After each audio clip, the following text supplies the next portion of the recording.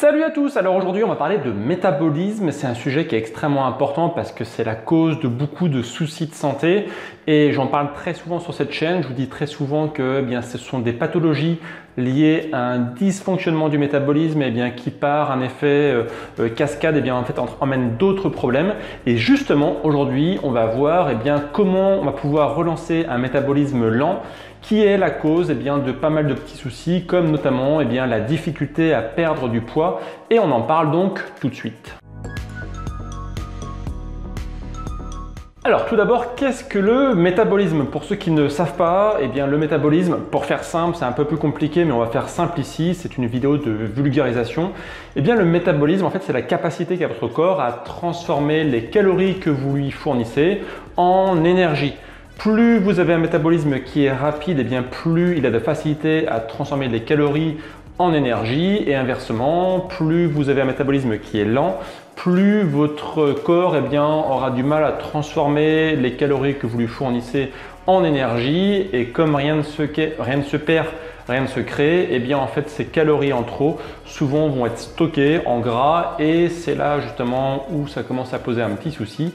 C'est que les personnes qui ont un métabolisme lent peuvent avoir des facilités à prendre du poids très facilement. Alors bien sûr derrière il y a d'autres pathologies qui vont être liées à un métabolisme lent, mais ça va souvent être des pathologies qui vont être liées à un effet cascade, c'est-à-dire en fait que la prise de poids liée au fait d'avoir un métabolisme lent va donc générer de l'obésité, une prise de masse grasse, et c'est cette prise de masse grasse qui va entraîner en fait des soucis comme des soucis cardiovasculaires, du cholestérol, des problèmes divers et variés. Donc voilà, le gros problème ici ça va surtout être la prise de masse grasse, et justement on va voir donc comment on va pouvoir lutter contre ça. Pourquoi le métabolisme peut devenir lent? Il va y avoir plusieurs raisons concrètes qu'on va donc ici étudier, et en particulier une qui va être justement la difficulté à être sensible à l'insuline. Autrement dit, en fait, on va voir ici comment on va pouvoir aider le corps à devenir plus sensible à l'insuline. Le problème c'est qu'aujourd'hui quand on mange de plus en plus sucré, et on va voir que ce n'est pas forcément d'ailleurs la seule raison, l'insuline, cette fameuse hormone qui sert à réguler le taux de sucre dans le sang, lorsqu'elle n'est pas forcément gérée comme il faut, lorsque les cellules deviennent résistantes à l'insuline, ça peut emmener à un métabolisme lent, et ça on va le voir justement juste après. Une autre raison qui peut faire que notre métabolisme va être lent, c'est un dysfonctionnement au niveau du cortisol. Le cortisol, vous savez, c'est l'hormone qui gère le stress, et les personnes qui sont très stressées peuvent en général avoir des problèmes de métabolisme. Un cortisol qui va être élevé de façon ponctuelle, ce n'est pas forcément gênant. Par contre, un cortisol qui va être élevé de façon perpétuelle, on va dire, ou de façon prolongée, ça s'appelle en fait un stress chronique. Là, par contre, peut faire dire à l'organisme qu'il y a un problème qui dure, donc on va devoir du coup bien ralentir le métabolisme pour ne pas griller des calories inutilement. Ça encore, c'est un héritage de nos ancêtres à l'époque où justement on n'avait pas de supermarché à disposition, et quand on avait un stress qui pouvait arriver de façon perpétuelle, pour se prémunir contre ça, le métabolisme diminuait, et aujourd'hui malheureusement c'est le cas de beaucoup de personnes, même s'il n'y a plus de dinosaures. Une autre cause d'un métabolisme lent, ça va être un dysfonctionnement des hormones sexuelles, notamment œstrogène pour les femmes et testostérone pour les hommes, notamment lorsque ces hormones en fait viennent à diminuer. Donc par exemple lorsque les femmes ont leur ménopause, donc les œstrogènes chutent, et lorsque les hommes par exemple soit en vieillissant, soit en ayant trop de masse grasse, perdent de la testostérone, ont moins de testostérone qu'ils ne devraient, là aussi le métabolisme chute, et on va voir du coup que ça peut être une bonne chose de booster un peu ces hormones. Enfin, je le disais justement à l'instant, l'âge est un facteur important. Plus on vieillit, plus le métabolisme diminue. Souvent, on sait que lorsqu'on est adolescent, par exemple, c'est là qu'on a le métabolisme le plus rapide.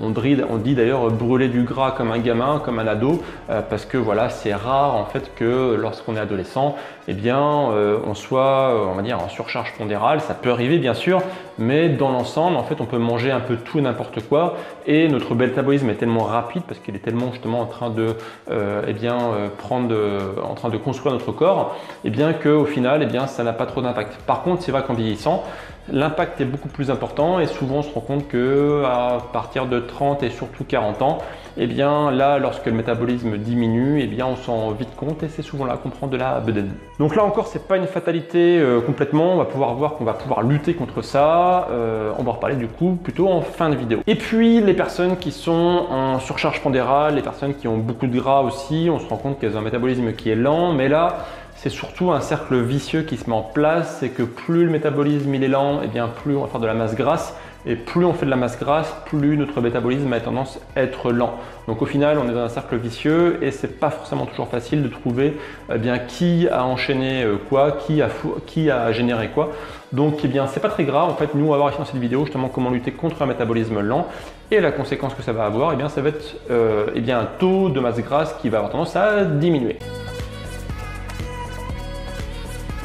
Alors on pourrait se dire, ok, c'est quoi finalement la conséquence d'avoir un métabolisme qui est lent? Est-ce que finalement c'est grave? Est-ce que ça pose un souci réellement sur la santé? Alors la réponse est oui, avoir un métabolisme trop lent, c'est gênant pour différentes raisons. C'est que du coup, ça perturbe, en fait, c'est un indicateur que votre système hormonal est perturbé. C'est un indicateur aussi que votre métabolisme ne marche pas comme il faut. Et c'est un peu comme un moteur. Si le moteur il est mal réglé, si le moteur il tourne mal, eh bien il va s'user plus rapidement, il va avoir tendance à avoir plus de problèmes que la moyenne. Donc objectivement, un métabolisme qui est lent, voire très lent, peut avoir pas mal d'effets secondaires. Donc il faut éviter de rester avec ce genre de problème. Et justement, ça va être le but de cette vidéo, voir comment on va pouvoir s'en sortir.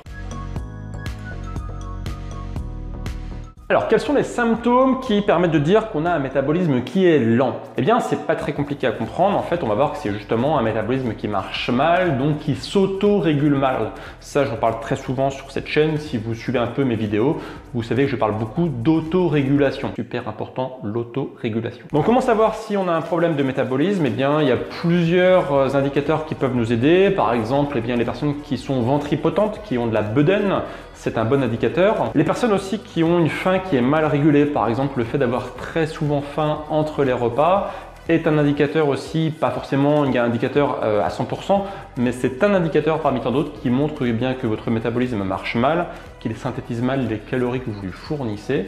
Donc ça peut être un indicateur aussi. Justement, les personnes qui prennent du gras facilement, les personnes qui sont très sensibles à la prise de gras, comme par exemple voilà, un week-end un petit peu festif et pouf, on a pris 3 kilos, ça peut être aussi un indicateur d'avoir un métabolisme lent. Autre point, les personnes qui ont très souvent froid, par exemple notamment, qui sont frileuses ou qui ont froid aux extrémités, ça peut être une cause en fait de métabolisme lent. Alors encore une fois, il peut y avoir d'autres raisons. C'est ici je donne des symptômes qui sont, on va dire, nécessaires mais pas forcément suffisants pour expliquer tout ça. Donc c'est un indicateur aussi, les personnes qui sont frileuses, qui ont souvent froid ou qui doivent mettre des écharpes ou des gants ou des chaussettes pour un oui ou pour un non, c'est une raison potentielle de s'inquiéter d'avoir un métabolisme lent. Les personnes qui ont globalement peu d'énergie, qui sont un petit peu molles, on va dire, qui pètent pas le feu, qui sont un peu en mode là aussi, ça peut être un indicateur qu'on a un métabolisme qui n'est pas très rapide, il faudra un petit peu le booster. Au niveau physiologique, ça peut être aussi noté par un rythme cardiaque qui va plutôt être bas et une pression sanguine qui va être plutôt élevée. Ça peut indiquer aussi que votre métabolisme marche mal et en particulier qu'il est lent. Autre indicateur, c'est la libido. Une personne qui a une libido qui est un peu dans les chaussettes, ça peut aussi indiquer un métabolisme qui n'est pas franchement au top. Donc mesdames et messieurs, renseignez-vous auprès de votre conjoint pour savoir si finalement vous pensez avoir un métabolisme lent ou rapide. Mais bon, ça je vous laisse faire entre vous, ça ne me regarde pas. Autre indicateur qui peut être intéressant, c'est le transit intestinal. Les personnes qui ont un transit qui est un petit peu lent, on va dire un transit qui est un petit peu fainéant, ça peut être un indicateur aussi de métabolisme lent. Donc allez voir du coup ce qui se passe en bas là, quand vous allez aux toilettes. Et voilà, on va dire que si vous allez au moins une fois par jour pour la grosse commission, c'est pas mal, c'est bien. Si par contre vous avez un transit qui est très lent et que vous avez facilement le ventre gonflé, que vous n'allez à la selle que une fois tous les 2-3 jours, ça peut être un indicateur aussi que votre métabolisme marche mal. Enfin, les personnes qui ont souvent envie de dormir, par exemple après les repas, c'est aussi un indice qui peut montrer que le métabolisme il est un petit peu lent et qu'il faudrait essayer de le booster un peu. Alors bien sûr, pour savoir si un métabolisme qui est normal ou un petit peu rapide, c'est tout ce que je viens de vous dire, mais c'est l'inverse. Donc par exemple, exemple les personnes qui ont pas forcément toujours faim entre les repas, les personnes qui ont une libido qui est relativement élevée, qui n'ont pas de problème de transit intestinal, qui ont un rythme cardiaque qui est un petit peu normal, on va dire un petit peu plus élevé que la moyenne, etc. etc. Vous comprenez ce que je vous ai dit, vous inversez. Eh bien, ça peut indiquer que le métabolisme il est soit normal, soit un petit peu plus rapide que la moyenne. Un métabolisme un peu rapide n'est pas forcément très grave, hein. Ça veut dire que votre corps va brûler plus de calories en général qu'il en a besoin, mais c'est pas très grave et là il y a très peu de conséquences sur la santé. Ou s'il y en a, je ferai peut-être une autre vidéo là-dessus prochainement pour vous expliquer eh bien, comment prendre de la masse quand on a un métabolisme rapide, parce que c'est souvent le problème, les personnes qui ont un métabolisme rapide, eh bien, elles ont du mal à grossir, donc ça c'est une autre histoire, on en parlera plus tard. Alors, comment remettre en route un métabolisme qui est un petit peu fainéant? Eh bien, justement, c'est le cœur ici de la vidéo. On va voir donc tout ça en détail et on va s'appuyer sur 4 points essentiels pour booster un peu notre métabolisme. Notamment ici, on va parler d'alimentation. Ce sera un des facteurs essentiels. Donc, prenez bien des notes et on va ici étudier tout ça en détail. Alors côté alimentation, on va notamment ici s'intéresser à une hormone qui est fondamentale pour bien comprendre ce qui se passe d'un point de vue métabolique lorsqu'on est justement sur un métabolisme qui est un peu fainéant. Eh bien c'est la fameuse hormone insuline. Si vous suivez un petit peu mes vidéos, eh bien vous savez à quel point cette hormone est importante, celle qui va réguler le taux de sucre dans le sang. J'en parlais en introduction de cette vidéo. Et c'est une hormone qui est absolument hyper importante pour avoir une santé au top. Si jamais vous avez eh bien, vos cellules qui sont résistantes à l'insuline, alors on ne parle pas forcément ici de diabète de type 2 ou même de prédiabète, mais vraiment on va dire un début de résistance à l'insuline, eh bien ça peut emmener justement un métabolisme qui va être bas, qui va être mal géré. Donc on se rend compte par l'expérience que les personnes qui ont justement une insuline qui n'est pas efficace, qui ne répond pas comme il faut par rapport aux cellules, eh bien c'est ces personnes qui vont avoir un métabolisme qui va être lent, qui va être faible et qui vont prendre du poids facilement. Donc un point essentiel qu'on va voir ici, eh bien ça va être justement comment redevenir sensible à l'insuline, comment faire en sorte que vos cellules deviennent de nouveau sensibles à l'insuline pour qu'en fait eh bien, il y ait une bonne adéquation entre sécrétion d'insuline et absorption des sucres qui circulent dans votre sang afin que tout rentre dans l'ordre comme il faut. Alors vous savez, j'en parle très souvent, l'insuline elle est principalement injectée dans le sang lorsqu'il y a le prise de sucre. Donc si vous prenez par exemple une boisson sucrée, si vous prenez un fruit, si vous prenez un aliment qui a un indice glycémique qui est relativement, on va dire, élevé, moyen et même un petit peu faible, eh bien dans tous les cas, il y a de l'insuline qui va être injectée et d'autant plus que l'index glycémique est important. Donc par exemple, si vous mangez une pomme de terre cuite ou une banane bien mûre, eh bien il y a beaucoup plus d'insuline qui va être injectée dans votre sang que si vous mangez par exemple eh bien, des oléagineux qui ont un faible impact sur la glycémie. Ça normalement, vous devez le savoir. Mais ce dont on parle un petit peu moins, eh bien c'est les autres paramètres qui vont influer sur l'insuline lorsqu'on parle d'alimentation. Ce qu'il faut savoir, c'est que les deux autres macronutriments comme les protéines et les lipides eh bien, ont aussi un impact sur l'insuline. Ce qui aura le plus d'impact sur l'insuline, ça va être les protéines. Les protéines, lorsque vous mangez un produit protéiné, eh bien, il y a aussi sécrétion d'insuline. Et idem aussi pour les lipides, mais en très faible mesure. Il faut savoir que l'insuline en fait a très peu de relation avec les lipides que vous consommez. Alors ça peut s'expliquer par différents phénomènes, notamment lorsque vous consommez des aliments, eh bien en fait votre système digestif eh bien, a besoin d'hormones qui vont donc travailler de façon on va dire collégiale pour assurer une bonne digestion. Alors par exemple, il faut savoir que l'acidité de l'estomac est gérée par une hormone qui va entre autres être déclenchée par l'insuline. Donc voilà, il y a tout un mécanisme qui est un peu complexe, je ne vais pas forcément évoquer ici, mais sachez que la digestion étant un système on va dire un peu complexe, eh bien il y a tout un microcosme d'hormones qui travaillent les unes par rapport aux autres. Et lorsque vous mangez des produits même non sucrés, eh bien vous avez forcément une sécrétion même minime d'insuline. On va introduire ici une nouvelle notion qui s'appelle l'index insulinique. Alors je pense que vous ne connaissez peut-être pas cette notion. C'est un indicateur en fait qui nous montre eh bien, la capacité qu'a un aliment à faire sécréter plus ou moins d'insuline. Alors souvent en fait on parle d'index glycémique, on parle de charge glycémique, mais on ne parle pas beaucoup d'index insulinique. Pourquoi? Eh bien parce que il y a une forte corrélation entre l'index insulinique et l'index glycémique. Ce qui fait que voilà, en moyenne, il n'y a pas de raison de regarder ce qui se passe au niveau de l'insuline parce que les deux indicateurs sont très liés. Par contre, ce qu'on ne sait pas forcément, c'est qu'il y a quand même des exceptions. C'est-à-dire qu'il y a des aliments qui font déclencher beaucoup d'insuline sans avoir d'impact sur la glycémie.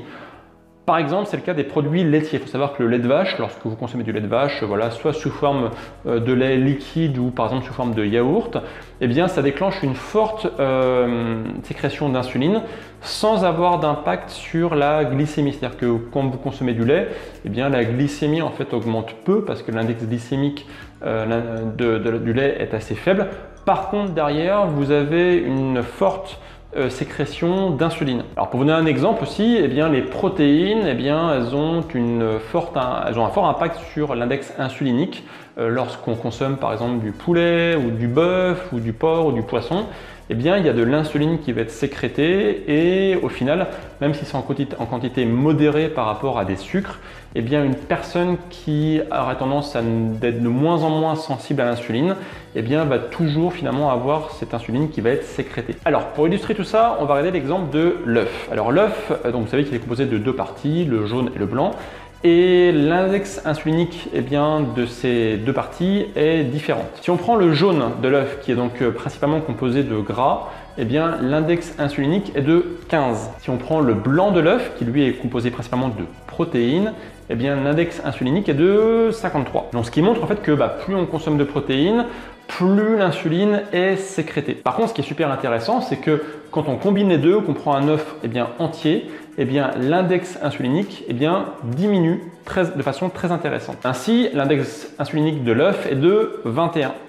Donc ce qui veut donc dire que si jamais vous voulez diminuer l'index insulinique d'un aliment, eh bien, il faut mettre du gras. Donc ça, c'est super important comme notion. C'est-à-dire que si jamais vous consommez des protéines et que vous souhaitez justement relancer un peu votre métabolisme parce que justement il est un petit peu lent, eh bien, il va falloir donc diminuer votre résistance à l'insuline. Et pour ce faire, eh bien, lorsque vous consommez des protéines qui vont quand même sécréter de l'insuline, eh bien, si vous les associez avec du bon gras, comme par exemple de l'huile d'olive ou de l'huile de coco, etc., eh bien, ça va faire chuter l'index insulinique. Donc d'un côté, vous avez des glucides et lorsque vous en consommez, eh bien, pour diminuer l'impact des glucides sur votre corps en termes d'insuline, eh bien, il faut consommer des fibres. Donc, par exemple, c'est le cas des fruits. Quand vous consommez d'une pomme, par exemple, il y a du fructose dans la pomme, donc un sucre qui est assez puissant d'un point de vue sécrétion d'insuline. Mais comme vous avez beaucoup de fibres, eh bien, au final, l'index glycémique de la pomme est faible. Eh bien, c'est pareil pour les protéines. Si vous consommez des protéines brutes, on va dire, eh bien, il y a un impact insulinique qui n'est pas négligeable, qui est, on va dire, moyen. Et si vous voulez encore le diminuer, eh bien, il suffit juste de lui associer du bon gras, comme par exemple, encore une fois, de l'huile d'olive.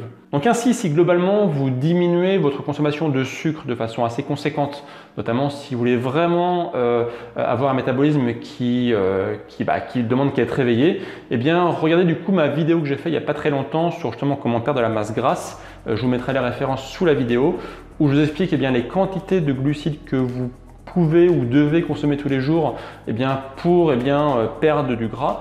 Donc là c'est pareil, si vous voulez booster votre métabolisme, on va dire qu'on va essayer de rester sous les 100 grammes de glucides par jour. Et si derrière vous souhaitez donc diminuer votre résistance à l'insuline, eh bien lorsque vous allez manger des protéines, eh bien vous allez tout simplement essayer de consommer plus de bons gras, plus de bons gras comme de l'huile d'olive encore une fois, de l'huile de coco, de l'huile de colza qui est riche en oméga 3. Ainsi du coup ça va encore faire diminuer l'index insulinique de vos aliments. Alors ça notamment ça permet d'expliquer pourquoi certains régimes ne marchent pas sur le long terme, comme par exemple le régime Atkins. Je ne sais pas si vous connaissez le régime Atkins. C'est un régime donc, qui dit que pour perdre du poids, il faut donc diminuer ses glucides, donc ça c'est bien, qu'il faut avoir une consommation assez importante de protéines, donc à l'arrière pourquoi pas, c'est vrai que les protéines ça permet justement d'avoir une meilleure satiété et donc bien derrière de compenser la diminution des glucides. Et derrière, ils vous disent en fait, consommer du gras de façon modérée. Et en fait, c'est là l'erreur. Puisqu'en fait, effectivement, si vous faites le régime Atkins une première année, grâce à la diminution des glucides, vous allez voir un effet positif sur votre poids. Mais la deuxième année ou la troisième année, si vous recommencez ce régime, par exemple, je sais pas moi, avant l'été, pour pouvoir être super beau gosse sur la plage, vous allez vous rendre compte que plus le temps passe, plus ce régime, en fait, il n'est pas forcément efficace. c'est normal en fait, puisque du coup, comme vous ne consommez pas suffisamment de bons gras, eh bien, ça fait que globalement, votre résistance à l'insuline va être améliorée, mais pas encore d'un point de vue idéal.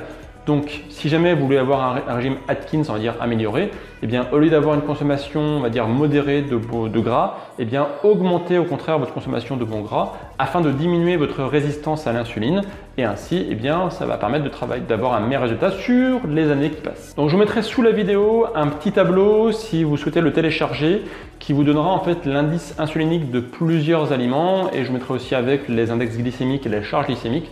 Comme ça, vous pourrez voir bien qu'il y a une forte corrélation entre les deux, mais que pour certains aliments, eh bien, il y a des différences majeures.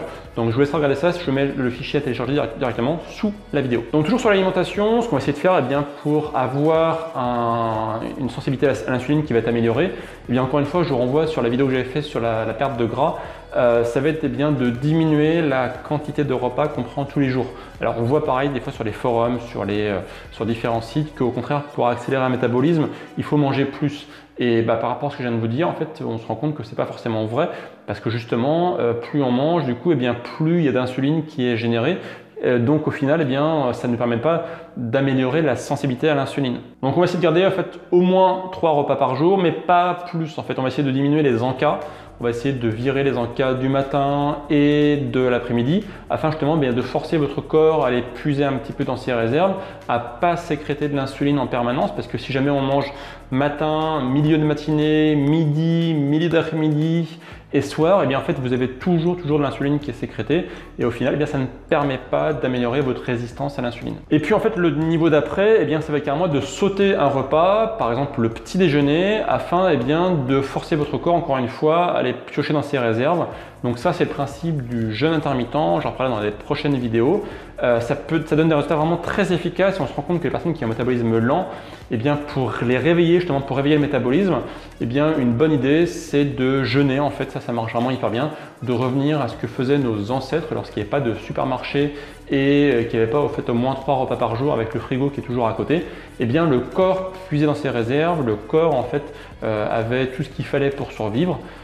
Et ça marchait au final très bien. Donc comme c'est un peu compliqué au début, moi ce que je conseille c'est par exemple faire le lundi 3 repas normaux, le mardi essayer de sauter le petit déjeuner ou le repas du soir, pourquoi pas, ça va dépendre de ce que vous voulez faire. Le mercredi revenir à 3 repas, le jeudi travailler sur 2 repas, etc. Donc alterner comme ça 3-2, 3-2, 3-2. Comme ça, en fait, vous allez vous habituer à sauter un repas et derrière, vous allez pouvoir faire une semaine complète de jeûne intermittent, c'est-à-dire à consommer que 2 repas par jour. Et vous allez voir qu'au fur et à mesure que le temps va passer, votre résistance à l'insuline du coup va diminuer et votre métabolisme du coup va s'accélérer. Donc je répète le protocole qui va être lié à la partie alimentation. Premièrement, diminution de la quantité de glucides, donc rester sous les 100 grammes de glucides par jour. Deuxième point, consommer des bonnes protéines, mais toujours y associer du bon gras afin d'avoir justement l'index insulinique qui reste toujours dans des valeurs basses. Donc plus le temps va passer, du coup plus votre corps va de nouveau être sensible à l'insuline. Et derrière, essayer de diminuer sa quantité de repas donc tous les jours, au moins virer les encas et alterner par exemple 3 jours de repas normal, un jour de repas, un jour avec 3 repas, puis un jour avec 2 repas, etc. Donc voilà, vous faites ce protocole sur une trentaine de jours et déjà vous allez voir des résultats très positifs sur votre santé. Petit point complémentaire sur l'alimentation, il faut savoir que la consommation de thé et de café permettent d'augmenter légèrement le métabolisme d'à peu près 10%. Donc ça ne veut pas dire qu'il faut se gaver de café ni de thé, mais par contre voilà, la consommation raisonnée de café, c'est-à-dire à peu près 2 à 3 tasses par jour et idem pour le thé, va permettre en fait d'aider votre métabolisme à travailler un petit peu plus vite. Donc ça peut toujours être ça de gagner par rapport au protocole que je viens de vous expliquer. Autre point hyper important pour accélérer le métabolisme, ça va être l'activité physique. Ça, c'est absolument indissociable. Si vous voulez booster votre métabolisme, il va falloir aussi booster votre corps. C'est très simple, plus vous bougez, plus vous consommez de calories, donc plus ça va puiser dans vos réserves, donc plus ça va accélérer votre métabolisme pour qu'il puisse du coup répondre aux besoins. Donc au final, c'est très important de bouger régulièrement, c'est un des piliers fondamentaux du modèle paléo, ça vous savez, j'en parle régulièrement. Et un autre point, ça va être bien de travailler sur les sports de force notamment afin de développer votre masse musculaire.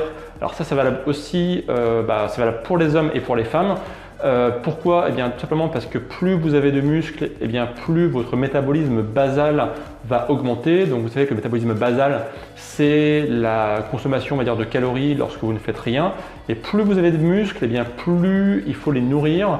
Le muscle, en fait, inerte, consomme beaucoup plus d'énergie que la masse grasse qui, elle, ne consomme quasiment rien. Donc plus vous avez de muscles, eh bien, plus vous allez devoir fournir de calories. Donc si vous ne mangez pas, eh bien, votre corps va les chercher dans ses réserves.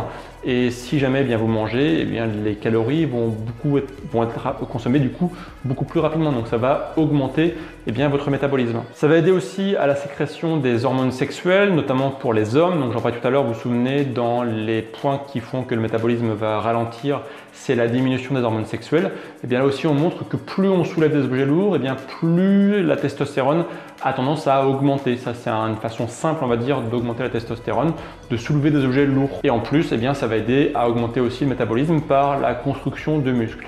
Donc au final, c'est très vertueux et vous devez aussi absolument mettre ça dans votre protocole de sport. Donc ça peut être de l'haltérophilie, ça peut être du crossfit, ça peut être tous les sports en fait où on doit s'obliger des choses lourdes. Ça peut d'ailleurs aussi même être l'escalade. Par exemple, l'escalade, ça demande de soulever son poids de corps. Donc pour moi, c'est partie des sports de force qu'on peut largement mettre en fait dans la liste des sports de force. Voilà. Alors pour vous, mesdames, je vous rassure, vous n'allez pas ressembler à Arnold Schwarzenegger. Faut savoir que ce qui fait prendre des muscles en termes de volume, c'est principalement la testostérone et vous, mesdames, vous n'en avez quasiment pas. Donc on peut très bien en fait développer plus de muscles, notamment des muscles internes, des muscles profonds, notamment dans les abdominaux, dans le dos, sans avoir de muscles proéminents. Donc je vous rassure, en fait c'est extrêmement rare les femmes qui sont hyper bodybuildées, sauf bien sûr si on le veut, en prenant par exemple des hormones, des stéroïdes, mais globalement il n'y a aucun souci là-dessus. Moi, je connais pas mal de filles avec qui je fais du sport, notamment du crossfit, qui n'ont pas ce fameux, c'est les épaules carrées, qui n'ont pas une grosse musculature et pourtant, eh bien, en fait, ce sont des très bonnes crossfiteuses qui ont des très bonnes performances. Donc, je vous rassure, mesdames, vous n'allez pas devenir carré parce que vous faites des sports de force. Par contre, inversement, ça va vous permettre d'avoir beaucoup plus de muscles qui vont travailler à accélérer votre métabolisme. Et en plus, c'est bon pour pas mal de choses comme assurer une bonne cohésion au niveau de votre squelette, d'avoir moins mal au dos, d'avoir plus de capacité physique pour faire ce que vous voulez dans la vie. Donc c'est que vertueux tout ça, donc absolument travailler sur des sports de force, ça n'apportera que des résultats positif. Bien sûr, le faire avec un coach si vous n'y connaissez pas grand-chose pour ne pas vous blesser et pour ne pas faire les erreurs de débutant. Le troisième point très important, ça va être le sommeil. J'en ai déjà parlé aussi sur la vidéo sur la prise de masse grasse. Moins vous dormez, plus vous aurez tendance en fait à faire du gras. Ça c'est on ne peut pas y échapper. Pourquoi? Eh bien là aussi il y a une explication avec l'insuline. On se rend compte que moins on dort, plus on devient résistant à l'insuline. Donc il devez absolument chouchouter votre sommeil. C'est pendant le sommeil que les hormones sont synthétisées, c'est pendant le sommeil qu'elles font une grosse partie du boulot de réparation de votre corps, de plein de processus fondamentaux pour avoir une bonne santé. Donc absolument ne négligez pas votre sommeil, sinon ça pourrait foutre en l'air tout ce qu'on a vu du coup sur les parties d'avant. Donc voilà, dormez comme il faut, il n'y a pas de règle en termes d'heures, il faut que vous sachiez vous quel est votre rythme idéal, quel est votre temps de sommeil idéal. Essayez d'écouter votre corps et de vous coucher pas à des heures trop tardives et puis pas de vous réveiller des heures trop tôt non plus ou d'avoir un sommeil finalement le plus reposant possible. Forcément on a des contraintes, forcément on ne fait pas ce qu'on veut, mais il faut essayer de faire au mieux. Et derrière, si vous chouchoutez votre sommeil, ça va globalement aider à accélérer votre métabolisme. Et puis j'en parlais aussi en introduction de la vidéo, la gestion du stress, très important. Plus vous êtes stressé, plus vous allez faire de gras, plus votre métabolisme va diminuer pour des raisons de sécurité, pour des raisons on va dire historiques, primales. Donc là aussi, il n'y a pas de secret. Si vous voulez accélérer votre métabolisme, il va falloir diminuer votre gestion du stress. Donc là, pareil, il y a pas mal de solutions qui peuvent exister comme la méditation, comme régler ses problèmes personnels, etc. Forcément, ce n'est pas le but de cette vidéo de savoir comment déstresser, mais voilà, essayez au moins de prendre le problème à bras le corps, de vous dire voilà, est-ce que je suis quelqu'un de stressé dans la vie? Est-ce que je pense avoir un stress chronique? Et si oui, d'où viennent les problèmes et comment je pourrais faire du coup pour diminuer ces problèmes. Là, voilà, c'est pas forcément simple de répondre à cette question, c'est pas forcément simple de répondre précisément en disant il faut faire ça, ça et ça. Ça dépend de chacun, ça dépend des problèmes, ça dépend de beaucoup trop de paramètres. Mais essayez absolument de gérer ces problèmes à bras le corps et vous verrez que ça aura aussi un impact très positif sur votre métabolisme. Donc voilà, j'espère que cette vidéo vous a plu, que vous avez appris des choses. N'hésitez pas à mettre tout ça en pratique, soyez des sceptiques intelligents. Peut-être qu'il y a des choses que voilà, vous dites, moi j'y crois pas, ça marchera pas, etc. Encore une fois, si vous ne testez pas, c'est sûr qu'il ne se passera pas grand chose. Essayez d'appliquer tout le protocole que je vous ai indiqué dans cette vidéo pendant au moins 30 jours. Et puis dites-moi dans les commentaires ce que vous en pensez, si vous avez eu des résultats. Mettez-moi un petit pouce si vous aimez ce genre de vidéo, si vous avez appris des choses et si vous allez mettre en pratique tout ça.